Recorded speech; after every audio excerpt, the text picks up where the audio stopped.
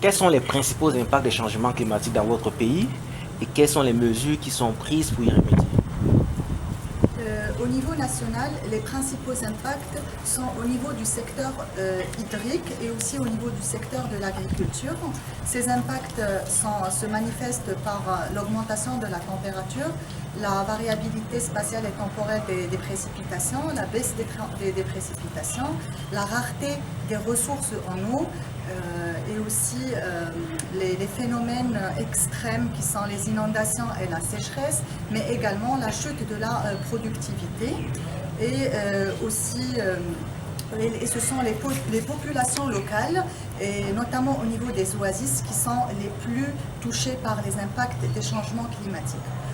Au niveau national, la priorité, le Maroc en fait donne une grande priorité à cette problématique, et d'ailleurs une politique et une stratégie nationale a été élaborée pour effectivement faire face et lutter contre ce phénomène mondial.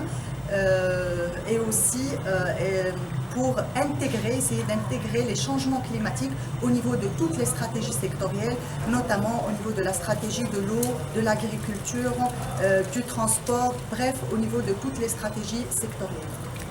Et aussi, il y a différents projets qui sont aujourd'hui en cours de mise en place au niveau national, aussi bien au niveau de l'atténuation, pour atténuer les impacts, pour atténuer les émissions des gaz à effet de serre, mais aussi au niveau de l'adaptation pour essayer de s'adapter au mieux aux impacts et aux risques liés au changement climatique.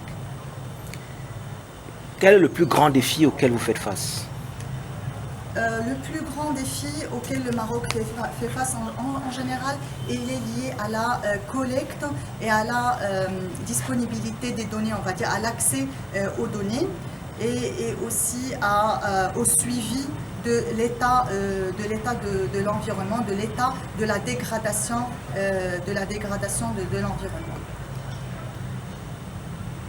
Et quelle est la meilleure réalisation jusqu'à l'heure actuelle?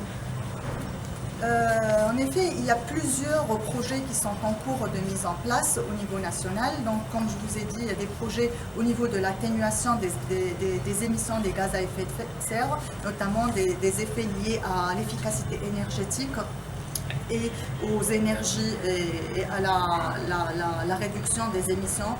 Et il y a également des projets d'adaptation. Je peux citer les projets d'adaptation, notamment les projets pilotes qui ont été réalisés dans le cadre du projet AAP, au niveau les projets pilotes dans le domaine de l'eau, dans le domaine de l'agriculture, mais aussi dans le domaine de l'énergie, comme le projet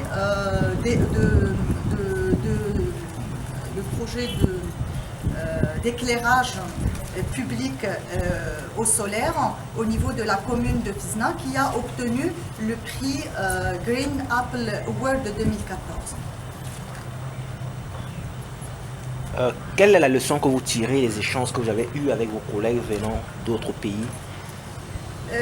Cette expérience était très très enrichissante. Tous les projets sont très très intéressants, sans exception. C'est une expérience qui nous permet d'échanger, de capitaliser un peu sur les expériences des autres pays.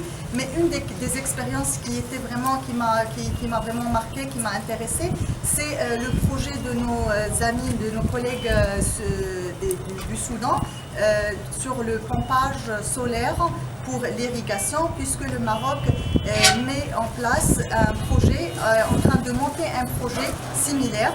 Donc nous allons essayer de capitaliser sur cette expérience et de tirer des enseignements et des leçons qui nous seront sans aucun doute très très bénéfiques pour la réussite de notre projet.